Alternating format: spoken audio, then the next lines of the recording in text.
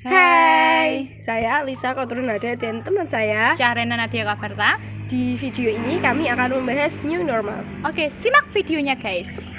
Nah sebelumnya new normal itu kan rencana yang dilakukan oleh periode Jokowi periode kedua ini, dan mereka beralasan untuk pertumbuhan ekonomi seperti yang diungkapkan oleh Erlangga, bahwa new normal merupakan salah satu upaya pemerintah untuk kembali menggerakkan perekonomian nasional.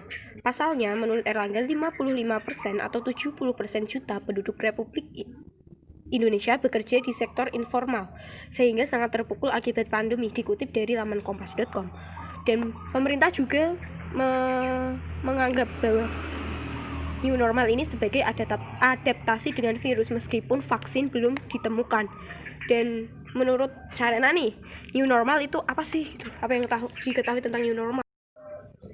Nah, menurut saya new normal itu kita bahas satu-satu ya, itu kan frasa. Kita bahas satu-satu dari satu katanya. Yang pertama kata new itu kan baru, dan normal itu normal seperti biasanya. Normal dalam hal ini kita itu kembali produktif dalam mungkin kegiatan sehari-hari sebelum pandemi ini. Semisal kita kembali sekolah, kembali kuliah, kembali produktif dengan bekerja atau melaksanakan kegiatan seperti pada umumnya. Nah, new dalam artian ini berarti itu baru dalam artian kebiasaan kegiatannya kita sedikit diubah ya, bukan ya memang kembali ke kegiatan pada umumnya, tapi di samping itu kita harus memperhatikan protokol kesehatan karena kita akan mengantisipasi upaya preventif untuk mencegah penularan virus corona tersebut dengan rajin cuci tangan, menjaga jarak, social distancing, physical distancing ya. Kita tetap menerapkan kesehatan di tengah-tengah kegiatan normal seperti biasanya, seperti itu. Nah, tadi kan dikatakan bahwa kita menjaga jarak seperti itu dan lain-lain sebagainya. Sedangkan kita melakukan PSBB saja, data positif COVID-19 itu semakin naik. Dan kemarin update 6 Juni ada sekitar 993 orang.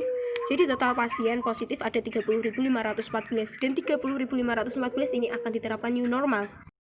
Nah, sekarang bagaimana tanggapan Sarana sendiri nih terkait data yang terus naik, sedangkan pemerintah terkesan terburu-buru melakukan new normal?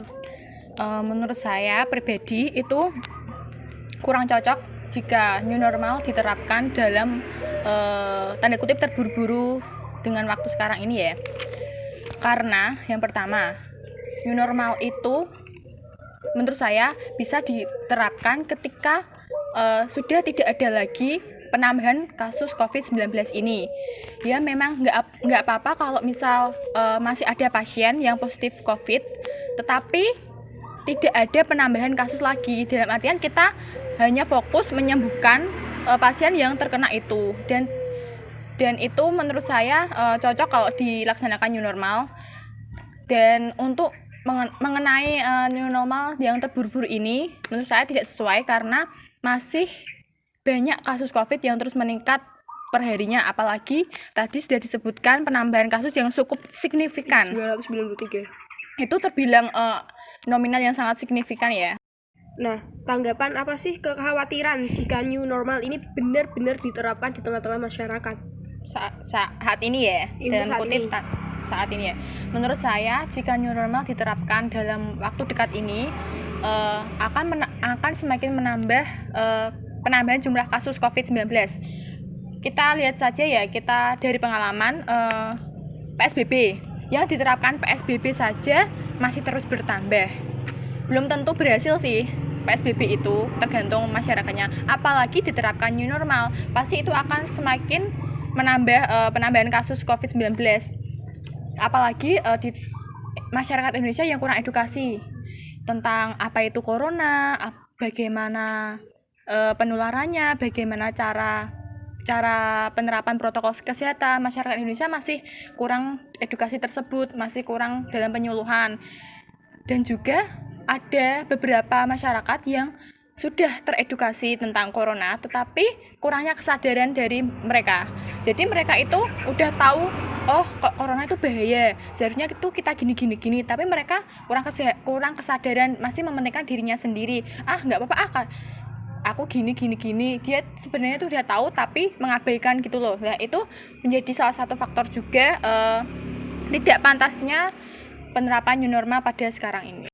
Nah, harapan kami tentang penanganan COVID-19 ini ada beberapa harapan. Sarana dulu deh. Menurut saya pribadi, harapan saya ada dua ya. Yang pertama buat masyarakat Indonesia sendiri, yang kedua buat petinggi negara. Yang pertama, untuk masyarakat Indonesia, saya berharap semakin meningkatkan kesadaran tentang corona ini, dari mulai bagaimana kesadaran pentingnya mematuhi protokol kesehatan untuk kita dan untuk seluruh masyarakat Indonesia. Dan jika kita sudah sadar tentang kesehatan tersebut, kita bisa mengajak teman terdekat kita atau orang terdekat kita dan motivasi supaya termotivasi untuk mematuhi protokol kesehatan sehingga bisa mengurangi penambahan jumlah kasus. Nah, harapan saya untuk petinggi negara, saya berharap supaya petinggi negara lebih mementingkan bawahannya rakyat Indonesia di atas kepentingan pribadinya sendiri. Terus kalau harapan saya sendiri, saya berharap 10.000 tes untuk 1 juta penduduk itu direalisasikan dan melakukan tes massal untuk semua masyarakat dan melakukan edukasi yang paling terpenting dan tes massal. Oke. Terima kasih telah menyaksikan video ini. Jangan lupa like dan share, juga subscribe, Komen.